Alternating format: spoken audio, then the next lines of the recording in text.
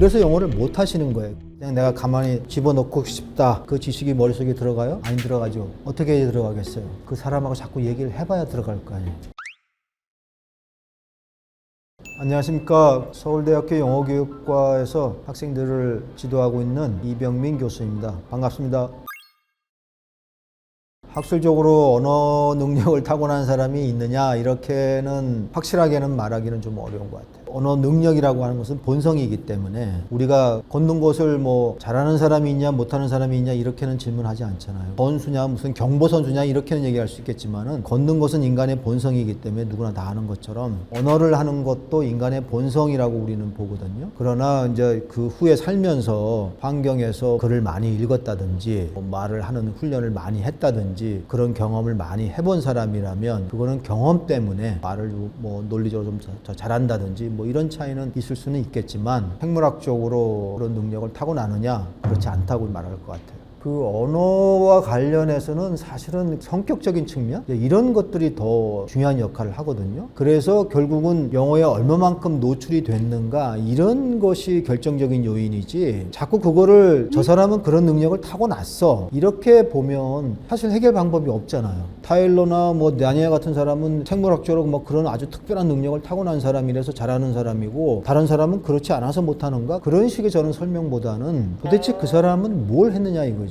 근데 되게 사람들은 그 사람이 일상적으로 뭘 했는지 잘 못 보잖아요. 그러면서 그냥 겉으로 볼 때 저 사람은 뭐 그런 능력을 타고났나? 천재인가? 그런 설명 방법은 그렇게 적절해 보이진 않는 것 같아요.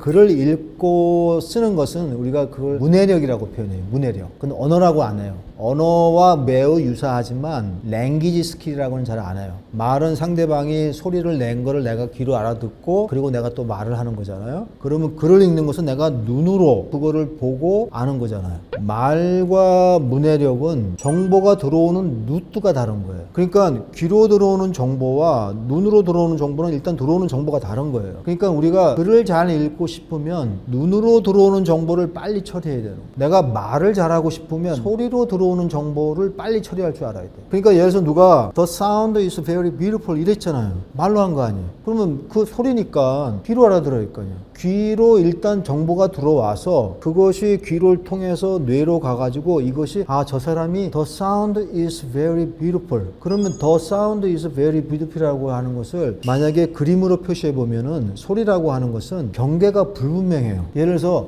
나 오늘 아침에 밥을 먹고 나왔어 이거를 소리로 표시하면 주파수가 이렇게 흘러가게 돼 있거든요. 근데 그 주파수에 나는 오늘 아침에 밥을 먹고 나왔었는데 한국 사람이니까 나는이 끊어지고 오늘 끊어지고 아침에 끊어지고 밥을 끊어지고 먹었어라고 끊어지잖아요. 근데 소리로 하면 표시해 보라고. 그러면 어디 경계가 있나요? 없어요. 내가 들어서 그 경계를 만들어내는 거라고. 내가 그 언어를 알고 있기 때문에. 그러니까 우리가 영어로 소리를 알아들으려면은 들었을 때 그 경계를 내가 끊어 읽을 수 있어야 된단 말이에요. 근데 그걸 눈으로 보면 눈으로는 경계가 나와 있잖아요. 눈으로 경계를 알아야 되는 게 아니라 내가 들었을 때 그 소리가 경계가 있다는 것이고 그 다음에 뭐 더 사운드는 음악이고 뮤직은 뭐고를 내가 알아들어야 된다니까. 그럼 그 훈련을 하려고 그러면 눈으로 봐야 돼요? 귀로 들어야 돼요? 귀로 들어야 되는 거지. 내가 소리를 들어서 그 언어를 배우려면은 가장 핵심적인 키워드가 뭐냐면은 상대방이 하는 말을 소리로 들어서 내가 알아들어야 돼. 그런데 미드를 일방적으로 본다든지 유튜브에 가서 일방적으로 만약에 내가 듣는데 듣는 말의 한 90%는 무슨 말인지 모르겠어. 그러면 그건 효과가 없는 거예요.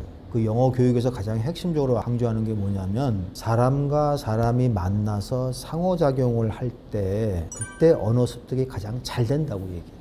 상대방이 얘기하면 내가 알아들어야지. 내가 못 알아듣는데 상대방이 나하고 대화하고 싶겠어요? 두 사람이 대화를 한다라고 하는 것은 서로 이렇게 잘 맞춰서 서로 소통할 수 있게끔 하게 돼 있다고. 근데 예를 들어 보세요. 내가 원어민이에요. 상대방이 내 말을 거의 못 알아들어. 그러면 내가 말을 할 거 아니에요. 그러면 저 사람이 알아들을 수 있는 말만 할 거 아니에요. 상대방이 몰라. 그럼 내가 어떤 행위를 하겠어요?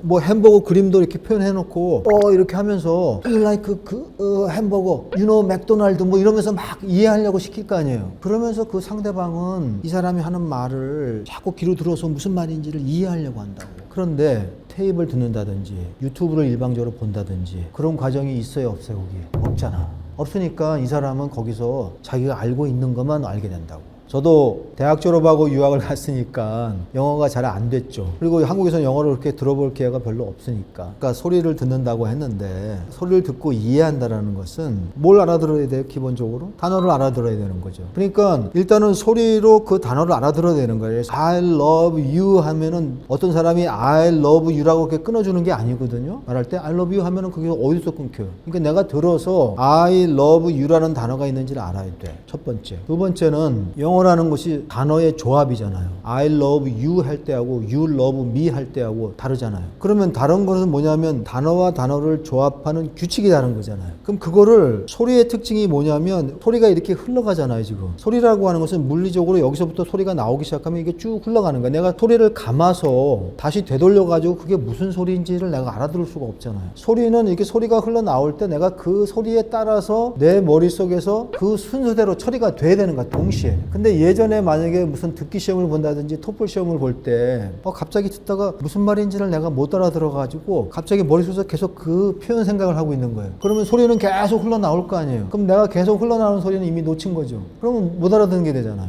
뇌에서 그런 소리를 처리할 수 있는 능력, 소리를 알아들었으면 소리가 흘러나오는 속도만큼 내가 빨리 처리를 할 수 있어야 되잖아요. 그 능력이 눈으로 봐서 처리할 수 있는 능력이 있어야 돼요. 내가 귀로 들어서 처리할 수 있는 능력이 내 뇌에 있어야 돼요. 뇌에 있어야 돼요. 그럼 뇌에 그걸 집어넣어야 될 거 아니에요. 그냥 내가 가만히 집어넣고 싶다. 그 지식이 머릿속에 들어가요? 안 들어가죠. 어떻게 들어가겠어요? 들어봐야 들어갈 거 아니에요. 그 사람하고 자꾸 얘기를 해봐야 들어갈 거 아니에요. 그래서 영어를 못 하시는 거예요. 영어에 재능이 없어서 못 하시는 것도 아니고 일찍 조기에 배우지 못해서 못 하시는 것도 아니고 그런 경험이 없는 거죠. 경험이.